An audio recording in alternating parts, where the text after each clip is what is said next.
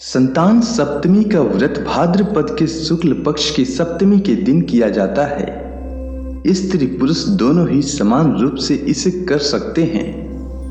भविष्योत्तर पुराण में श्री कृष्ण युधिष्ठिर के संवाद के रूप में यह मुक्ता भारण संतान सप्तमी व्रत कथा आती है।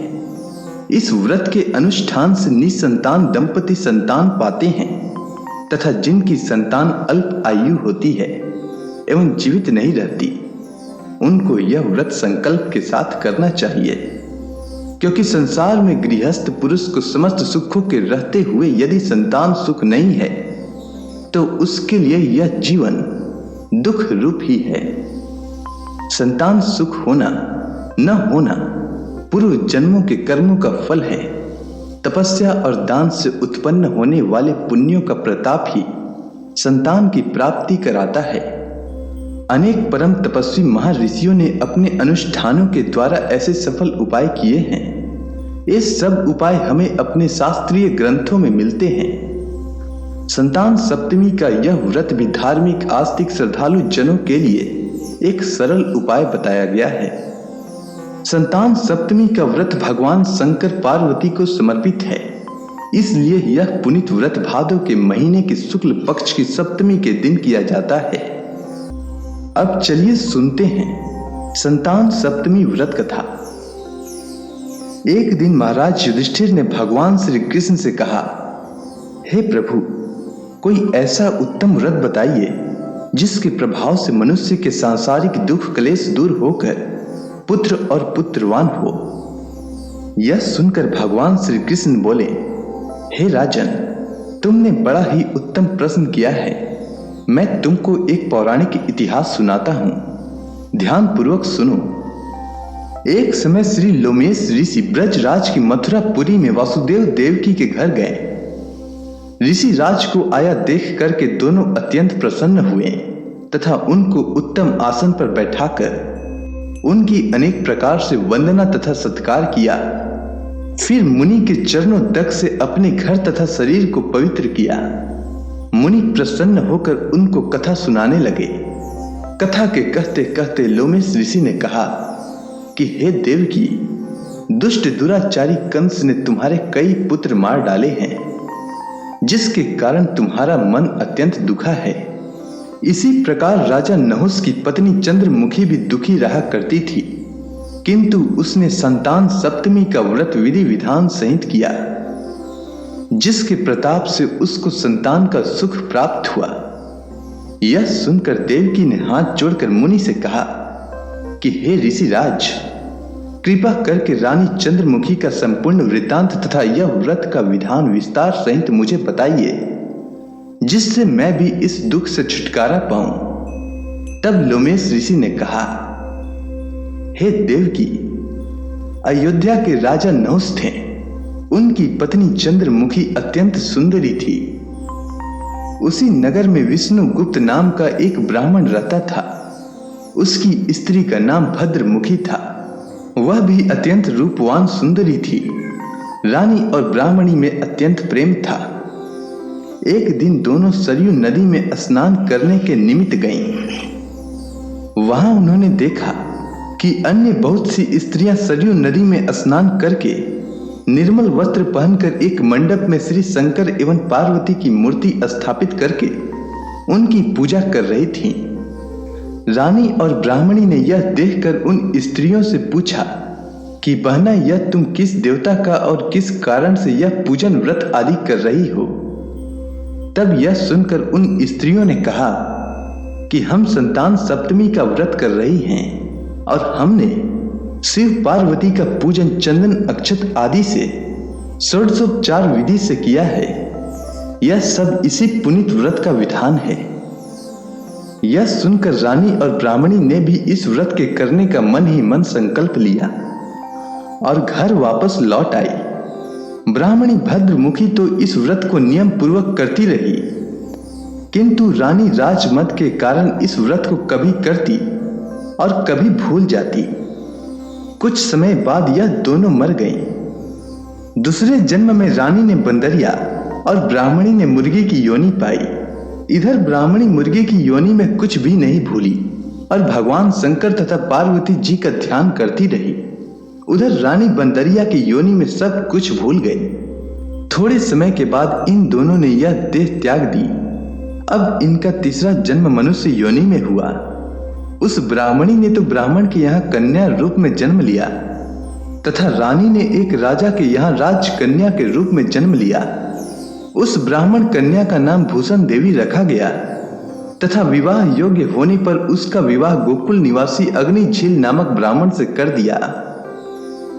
भूषण देवी इतनी सुंदर थी कि वह आभूषण रहित होते हुए भी अत्यंत सुंदर लगती थी कि कामदेव की पत्नी रति भी उसके सन्मुख लजाती थी। भूषण देवी के अत्यंत सुंदर सर्वगुण संपन्न चंद्रमा के समान धर्मवीर कर्मनिष्ठ सुशील स्वभाव वाले 8 पुत्र उत्पन्न हुए। यह शिव के व्रत का पुनीत फल था। दूसरी ओर शिव विमुख रानी के गर्भ से कोई भी पुत्र नहीं हुआ और निसंतान दुखी रहने लगी।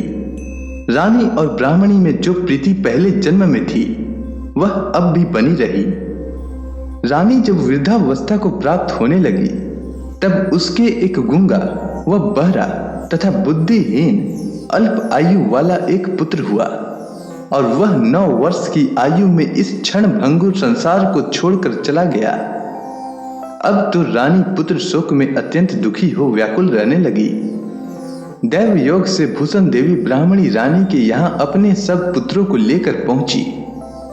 रानी का हाल सुनकर उसे भी बहुत दुख हुआ, किंतु इसमें किसी का क्या वश।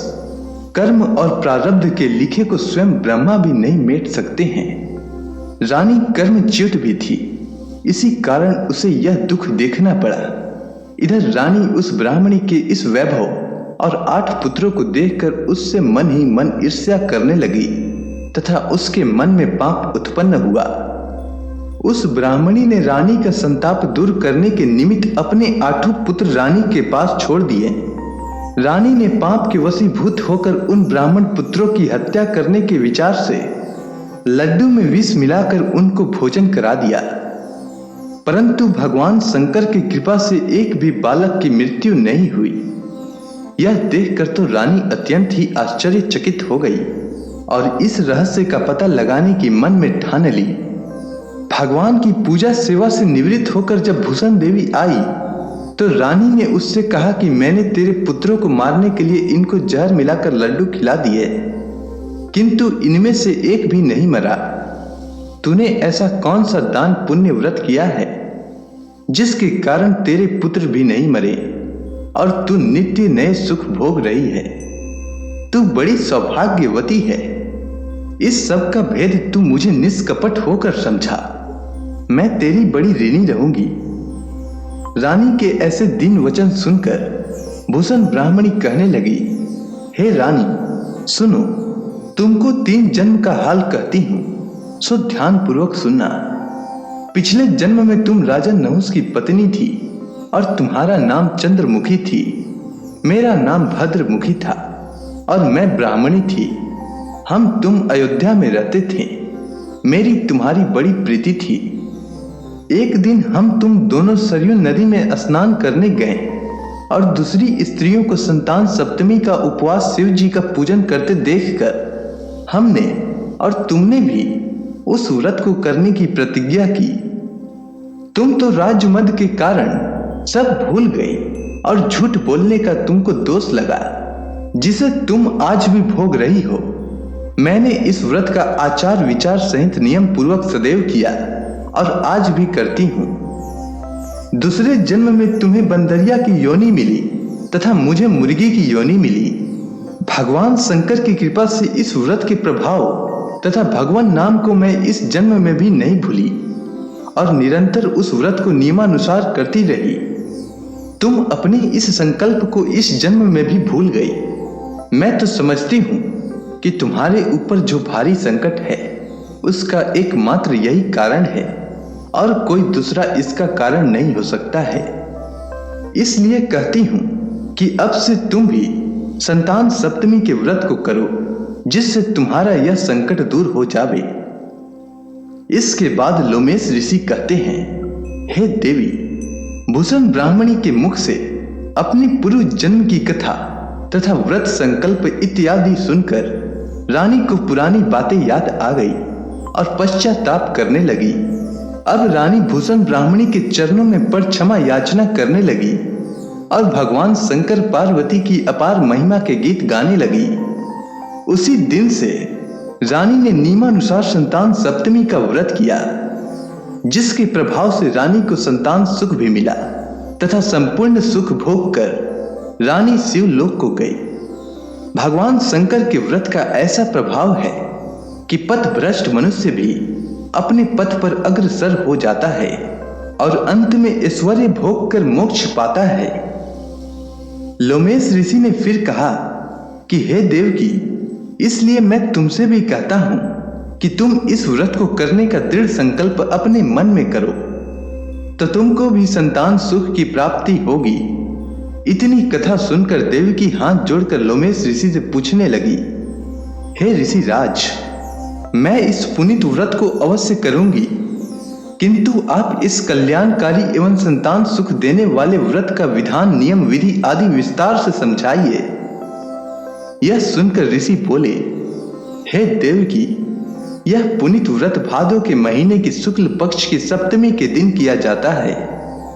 उस दिन ब्रह्म मुहूर्त में उठकर किसी नदी अथवा कुएं के पवित्र जल में स्नान करके निर्मल वस्त्र पहनना चाहिए। फिर श्री शंकर भगवान तथा जगदम्बा पार्वती की मूर्ति स्थापना करें। इन प्रतिमाओं के सन्मुख सोने चांदी के तारों अथवा रेशम का एक गंडा बनावें। उस गंडे में 7 गांठें लगानी चाहिए। इस गंडे की धूप दीप अष्टगंध से पूजा करके अपने हाथों में बांधें और भगवान शंकर से अपनी कामना सफल होने की शुद्ध भाव से प्रार्थना करें। तदंतर 7 पुआ बनाकर भगवान को भोग लगावें और साथ ही पुआ एवं यथाशक्ति सोने और चांदी की एक अंगूठी बनाकर इन सबको एक तांबे के पात्र में रखकर और उनका षोडशोपचार विधि से पूजन करके किसी सदाचार धर्मनिष्ठ कर्मनिष्ठ सपात्र ब्राह्मण को दान में दे देवें। उसके पश्चात 7 पुआ स्वयं प्रसाद में ग्रहण करें। इस प्रकार इस व्रत का पारायण करना चाहिए। प्रति मास की शुक्ल पक्ष की सप्तमी के दिन हे देवकी, इस व्रत को इस प्रकार नियम पूर्वक करने से समस्त पाप नष्ट हो जाते हैं और भाग्यशाली संतान उत्पन्न होती है तथा अंत में शिवलोक की प्राप्ति होती है।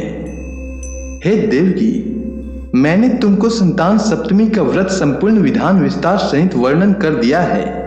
उनको अब तुम नियम पूर्वक करो, जिससे तुमको उत्तम संतान प्राप्त होगी। इतनी कथा कहकर भगवान श्री कृष्ण ने धर्मावतार युधिष्ठिर से कहा कि लोमेश ऋषि इस प्रकार हमारी माता को शिक्षा देकर चले गए। ऋषि के कथनानुसार हमारी माता देवकी ने इस व्रत को नियमानुसार किया, जिसके प्रभाव से हम उत्पन्न हुए। यह व्रत विशेष रूप से स्त्रियों को तो कल्याणकारी है ही, परंतु पुरुष को भी समान रूप से कल्याणदायक है।